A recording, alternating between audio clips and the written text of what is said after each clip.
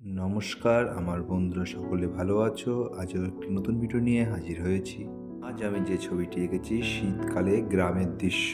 হ্যাঁ, যে দৃশ্যটি আমি এঁকেছি আজ সেটি গ্রামে এখন খুবই কমই দেখা যায়, কিন্তু কিছু পিছিয়ে যায় তাহলে আমরা ঠাম্মা দাদুর পাশে বসে এভাবে আগুনের তাপ গায়ে লাগিয়েছি। আজ যে কথাটি নিয়ে আলোচনা করব সেটি হলো রং আমরা কিভাবে মেশাবো ও রং কোন দিকে টানলে রংটা সুন্দর পরিষ্কার পরিচ্ছন্ন রাখা যাবে। তাই প্রথমে যে কথাটি বলবো, আকাশ ও মাঠ করার সময় 3টে আঙুল দিয়ে ধরে পাতিয়ে একদিকে টেনে নিয়ে যাবে, তাহলে তোমার রংটি খুব সুন্দরভাবে মিশবে।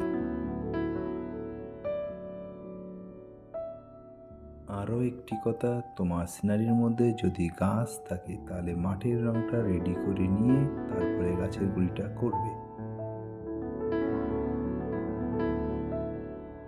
মানুষের জামা ও কাপড়ে যখন রং করবে তখন যার ভাঁজগুলো যেদিক যেদিকে গিয়েছে সেদিক সেদিক ঘুরিয়ে ঘুরিয়ে রংটা টানবে, তাহলে রংটা সুন্দর হবে।